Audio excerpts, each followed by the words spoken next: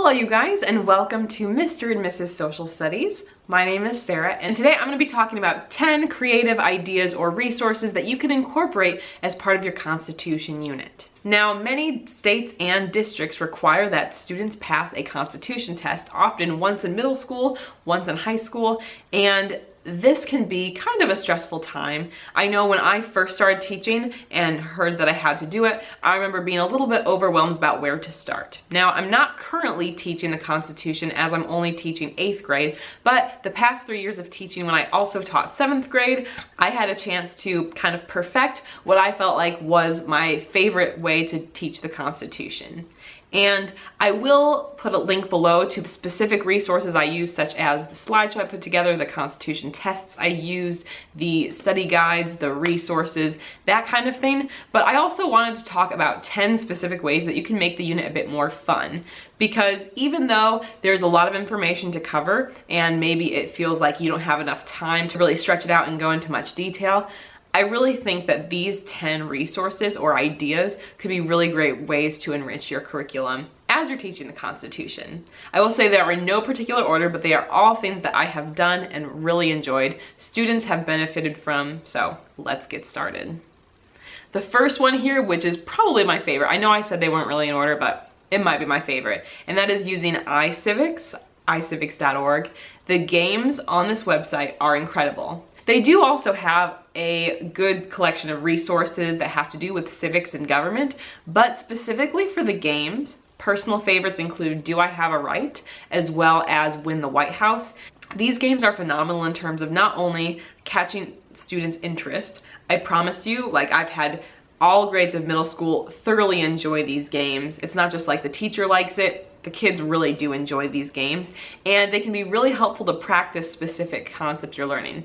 Do I Have a Right is phenomenal review for the amendments, and Win the White House is obviously good for helping them understand the political campaign process to be president. So iCivics is something I'd highly recommend, and your students will thoroughly enjoy it. It can also be really great to use if you do need to have a sub one of the days during your Constitution unit, because it's very much an individual thing that students can do, but it will hold their attention because, like I said, the games are pretty good. Next up, you could do a Constitution scavenger hunt. To help students better understand the structure of the Constitution, you can have them participate in a bit of a scavenger hunt where they're trying to find certain parts of it. You can make it competitive. There are some versions online, I think both free and probably paid, so you're welcome to check those out. But it's a chance to have a competitive element as they are examining the document, figuring out what the different parts and pieces are. I also recommend the Schoolhouse Rock video about the preamble, especially if your students do need to memorize the preamble. I did not require my students to memorize that, but I know many do. And even the song itself is pretty catchy and can be used to help give context. Now for test prep, I highly recommend using mini quizzes. With these mini quizzes, I actually created a short, no more than 5-question quiz that reviewed the concepts we learned the previous day. So yes, the kids were not super happy with me that we had a mini quiz at the start of every class, but it forces the students to break down their studying every day. It is a great chance to reinforce important concepts from the day before, and it then prevents Constitution overwhelm at the end of the unit when they realize they have to do so much studying and they have 1 or 2 nights to do it. So I highly recommend breaking up your unit with these mini quizzes. Since they're such small numbers of points, it's not as high stakes of a test if they don't feel like they do as well, but it really helps to get them in good habits of reviewing each night. One of my favorite activities to do when talking about requirements and eligibility of who can be president, who can be a senator, a representative, that sort of thing, is to do a version with different celebrities. So there's 2 options for this. You could display several pictures or names of celebrities. Choose celebrities and people that the students are interested in. It could even be teachers around the school, and have students work with those. If it's something that they're interested in and care about, they'll be much more involved in the activity. So choose several people, and the students have to decide, well, who could be president? Who could be a senator? Who could be representative? Who could be none of them? And then some of them will be looking up their ages or trying to make guesses based on like country of origin for president. So it's definitely, I think, a really fun activity.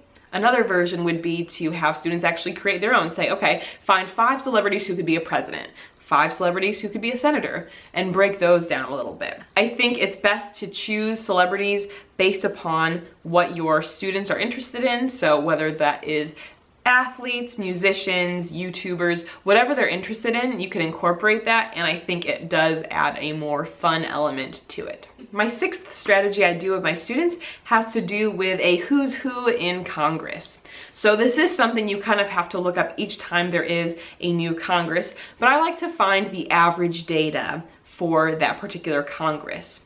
There's definitely data posted online, you just have to search for the current data, but if you are looking for basically average age of Congress, a Google search like that, you'll be able to find the facts, because I have typically found that there is a new report issued each time. Doing this activity for 3 years showed me that students don't really have a good concept of the representation, or maybe lack of representation, that exists in Congress. There are very few women, very few people of color. In general, it's a very old group. They've been there for a while in many cases. And so when you look at that data, I think it can really help inspire our students that, hey, if you feel like there's not someone who's representing you, or there's not enough people representing you, maybe you should get involved and run yourself for office. And I think that can be kind of an important conversation to have. My next tip is to do a gerrymandering challenge. Now, if you're talking a little bit about different counties when you're talking about the election of the president or whoever, I think it's very interesting to look at a map and see how counties are drawn in. Unfortunately, sometimes the counties don't seem to make much sense, and that may be because of gerrymandering. To help the students understand the process, I recommend sketching out some sort of shape, and in that shape, putting a variety of D's and R's for Democrats and Republicans. And then students have to try to figure out how can they maximize the Republican outcome and how can they maximize the Democratic outcome based on how they draw the districts. It is just kind of a fun thing to do, even though it touches on a much more serious issue. Next up, I'd recommend going to Newsela or Newsela. They always have amazing resources available, and specifically Constitution resources have improved a lot. I have personally used a 3 branches overview that they have in the library, but there's definitely so many others that you can choose. And as we are dealing with politics, there's a lot of other related articles that could apply or connect to specific constitutional elements. Another idea, especially if you have older students, could include debates or mock elections. Debates about Supreme Court cases or specific rights and amendments, I think can be very fired up and can be a great way for students to really think about these issues in a bigger way. And mock elections can also take students through the election process and practice it in a way so they understand it a little bit better. Finally, my last tip is to have a constitutional convention. Now, this was also one of my favorite parts of teaching 7th grade. We did it right before our study of the Constitution, but it could easily fit anywhere. I assigned all my students to a delegate who attended the Constitutional Convention, and there's a great resource called teachingamericanhistory.org. If you search Constitutional Convention, you'll find amazing resources there. It's got pages about each delegate, and then I kind of assigned students to certain leadership roles. So for example, I had people talk about, I assigned them to be either an anti-federalist or a federalist, and they had to kind of argue on behalf of that point. And at the end, we essentially voted on these different issues. And so it's a really great way to take your students along that process of putting together this document, and you'll be surprised, I think, how students really step up and rise to the occasion in that particular activity. So those are 10 ideas or resources that you can add to your Constitution unit. Now, if you are looking for just the basics, if you're looking for the slideshow, study guide, the test itself, different guided note sheets, I have all of those as well for you. I put together all of those resources I've used. It's actually a file with 9 different resources and documents. You can check it out in the link below. It is on my Teacher Pay Teacher store. So that is there for you if you want all of that information.